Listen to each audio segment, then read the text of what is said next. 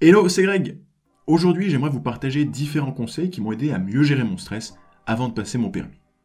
Le problème du stress, c'est que ses effets négatifs peuvent vous porter préjudice lors de votre examen. Et ces effets peuvent vous faire rater votre permis. Donc je pense que c'est assez important de pouvoir faire en sorte de gérer au mieux votre stress et d'éviter les erreurs qui peuvent compliquer l'obtention de votre permis. Déjà, première chose, le stress est souvent considéré comme quelque chose de négatif, mais pourtant, à une certaine dose, il peut être très bénéfique pour la motivation et même l'augmentation temporaire de certains de vos sens. Maintenant, avant de vous donner mes conseils, sachez que plus tôt vous les appliquerez, mieux ce sera pour réduire votre stress. Après, évidemment, si vous regardez cette vidéo la veille ou le matin même de votre examen, ils vous seront quand même utiles, mais ce ne sera pas le scénario le plus optimal.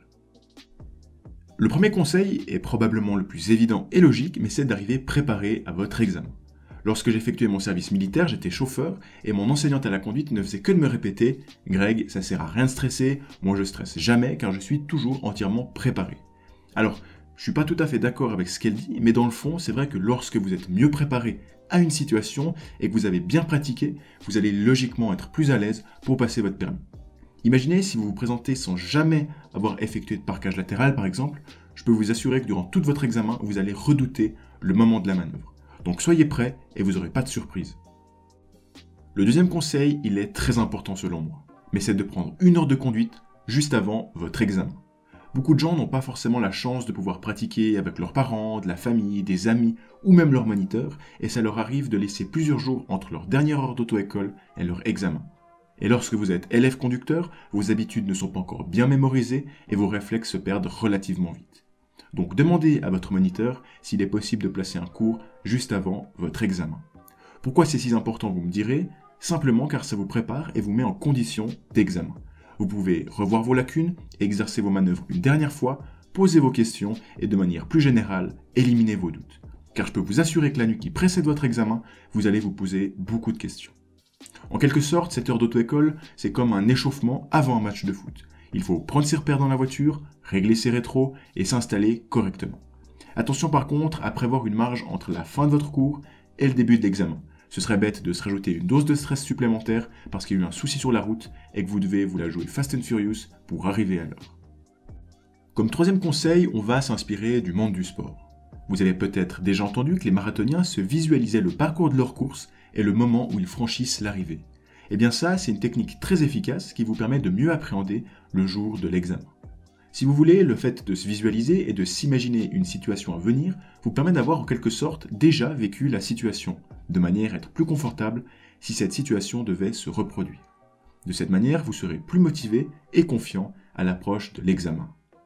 Cette technique est parfaitement faisable pour le permis, d'où l'avantage. L'idée est de se créer une image mentale de tout votre examen dans votre tête entre le moment où vous arrivez et la fin de l'examen.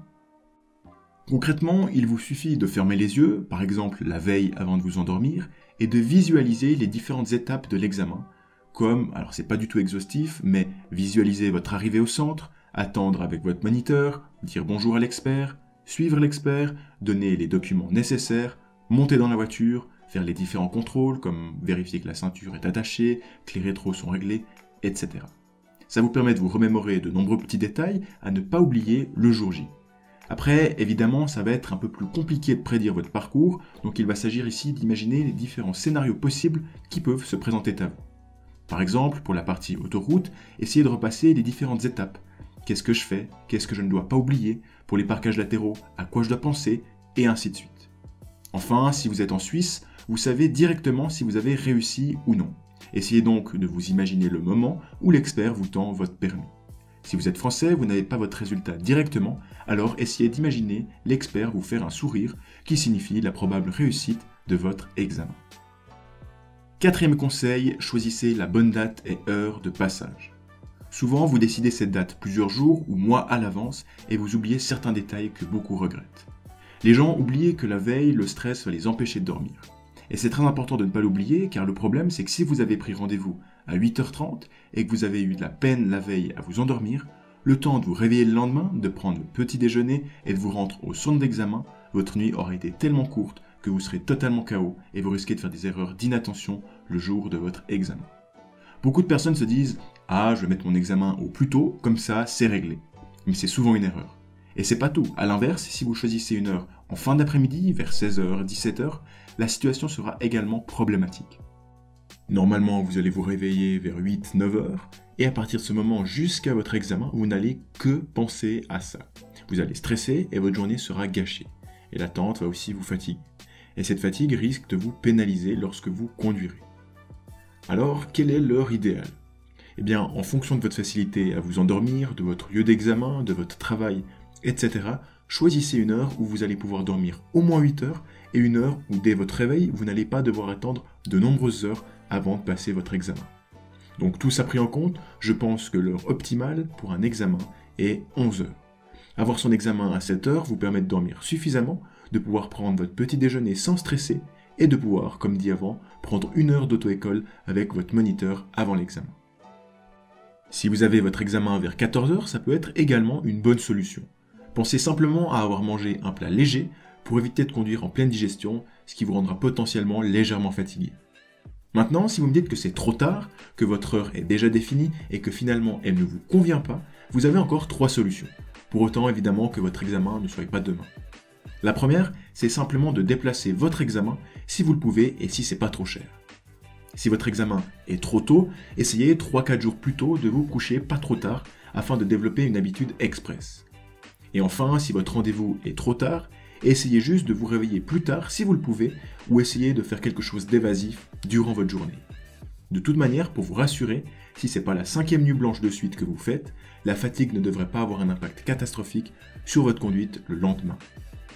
Le 5e conseil, c'est le plus connu de tous. Il est très simple. C'est de garder la date de votre examen secrète.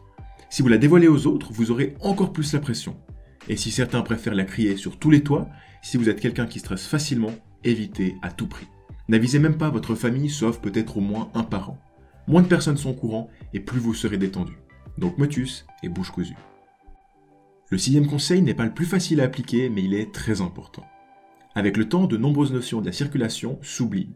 Si vous deviez repasser votre code demain, est-ce que vous seriez capable de le réussir à nouveau ? Je ne suis pas sûr.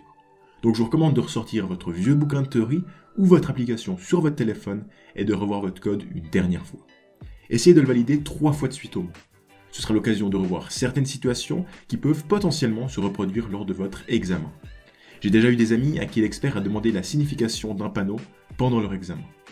Le 7e conseil, c'est celui qui va vous demander le plus de temps, mais c'est aussi celui qui peut vous être le plus utile. Mais c'est de noter tout ce que vous apprenez. En d'autres mots, lorsque vous rencontrez une situation particulière sur la route, ou que votre moniteur vous partage un conseil très important, prenez le temps de le noter à quelque part, ou alors dans votre tête, en attendant la fin de l'heure. De cette manière, et si vous prenez cette habitude, vous aurez au fil des semaines un document avec plein d'informations utiles pour votre préparation. Et peu avant votre examen, vous n'aurez qu'à reparcourir ce document pour vous remettre en tête tous les éléments essentiels à la réussite de votre examen. J'ai appliqué cette technique pour tous mes permis et je peux vous assurer que vous arrivez beaucoup plus serein à votre examen et que vous êtes prêt face à de nombreuses situations. Et enfin, conseil bonus, une erreur le jour de l'examen n'est pas forcément synonyme d'échec. Restez vraiment concentré jusqu'à la fin. Vous avez le droit à l'erreur. Et même si vous pensez avoir fait une erreur éliminatoire, continuez, parfois ça passe. Avant de terminer, si vous voulez accéder à 27 conseils pour réussir votre permis, je vous ai mis un lien dans la description pour vous améliorer dans votre conduite et votre préparation.